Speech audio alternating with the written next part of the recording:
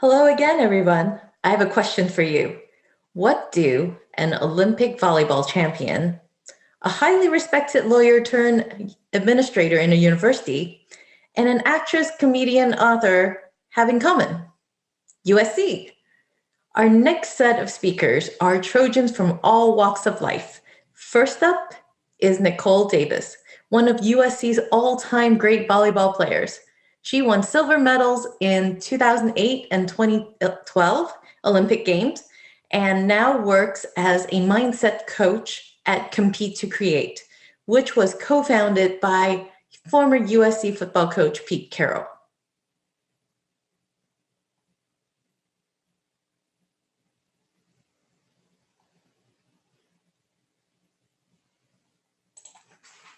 Excuses.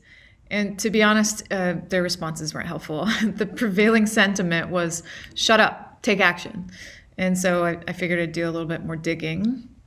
And I don't know if it's helpful for you, but this is how I like to think about it. I like to think about behavior in terms of its function.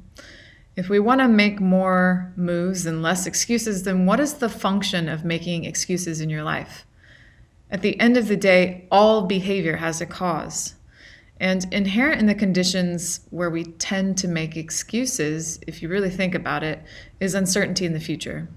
And uncertainty has some common characteristics, right? There's usually some ambiguity or some novelty, but not the fun kind, or some unpredictability.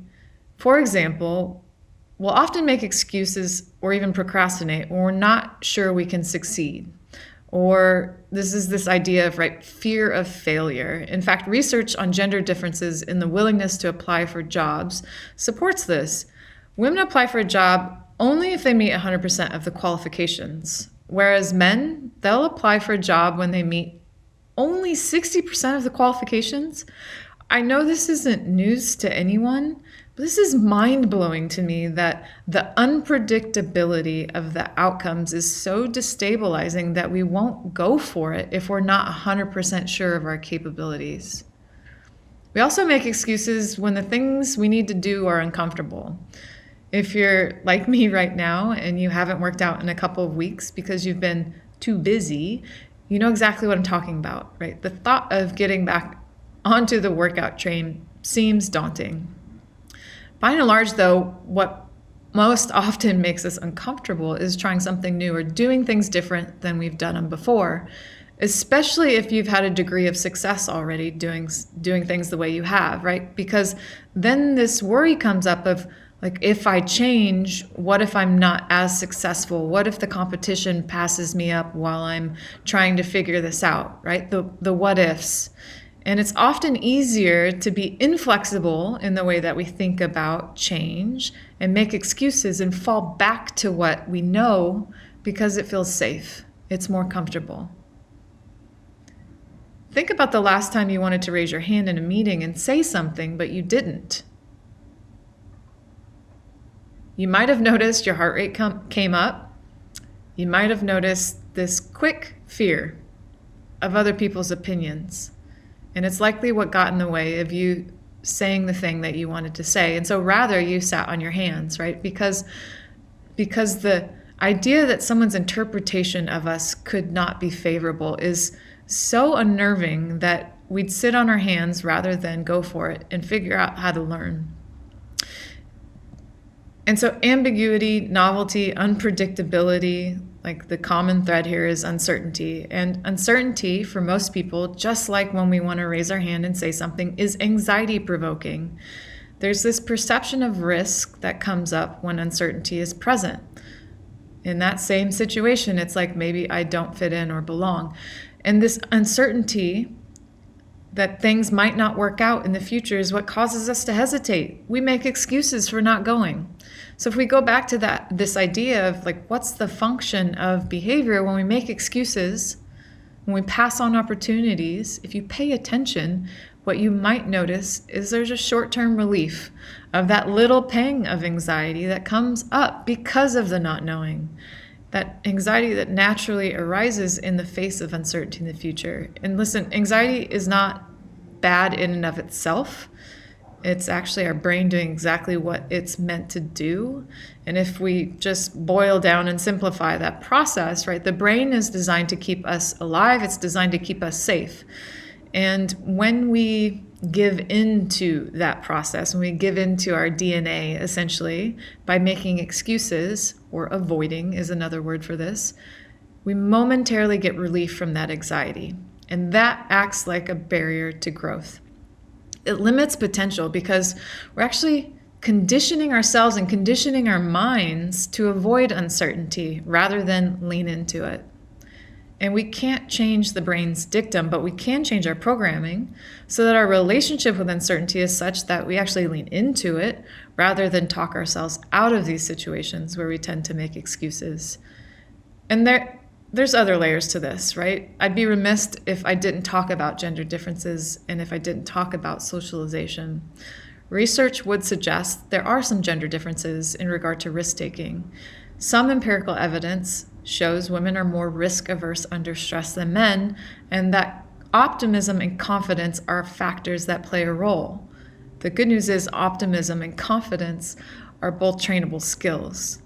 And then it's important not to ignore social conditioning when we explore what keeps getting in the way of us making moves more often. Socially, women are shaped to play it safe. Let's keep it real. Girls are socialized to follow rules, and we're rewarded for it when we're young.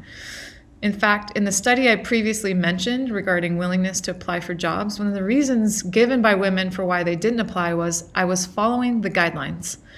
And so the cost to this rule-following habit isn't high for children, but if we look at the costs for us as adult women in our careers, in pursuit of what's possible, it's much more costly. And what I've noticed in myself and what I see in my current work is there's a narrative that emerges as a result of this conditioning, right? And the narrative sounds like I should or I shouldn't. I shouldn't apply for this job. I should have said no. I shouldn't pursue a fellowship in surgery because I should start a family. I remember vividly the first time I walked into a sports psychologist's office when I was a younger athlete training for my first Olympics. And I came in, hair absolutely on fire. I had a bad practice and I hit him with all of my shoulds. I should have passed that ball perfect. And he stopped me. And he looked up and he said, and this has stuck with me for years, Nicole, I encourage you to get rid of the word should from your vocabulary. And from now on, don't even say it in your conversations with your friends. The problem with shoulds is that we've somehow adopted it as a way of holding ourselves accountable in situations, right? I should have passed that ball perfectly. But what you might recognize is it does exactly the opposite most of the time. Shoulding yourself often leads to frustration and guilt or shame. Should is a judgment. It represents unrealistic expectations, and we already have those being imposed on us by society. And so when we should on ourselves, it implicitly reinforces this constant feeling many of us have had or do have of not being good enough. When I was one of the best in the world at what I did, playing volleyball, that was the narrative that got in the way. That was the excuse for me for not being more vulnerable, not being more open to learning, and therefore not squeezing out that extra 10% of what was possible for me. Should is disempowering. It's a disguise for keeping ourselves in check. If you're really mindful of the emotions that come up for you when you're shoulding yourself, you might just notice it causes you to want to avoid things rather than face them head on and make moves. And even worse, if you're chewing on what I'm saying right now and thinking about how you could do things differently, inevitably you're going to make a mistake. And what's likely to happen early in the process is that you'll criticize yourself for making a mistake. And the antidote to that is self-compassion. Be kind to yourself in this process, because really what you're doing is you're fighting your biology. And so how do we bridge the gap? We bridge the gap by developing a mindset that embraces uncertainty. To have an openness to leaning in when we perceive risk or ambiguity, or we're not certain of the outcomes, it requires mental skills training. And we can train our minds the same way that we train our body when we go to the gym, or we train skill sets at work. And I think inherently we know that we need to do things differently to move forward, whether it's in our relationships, in the workplace, but we keep finding reasons why. What I think is more likely is that we just don't have the mental skills to stay in those uncertain situations long enough to get to the good stuff.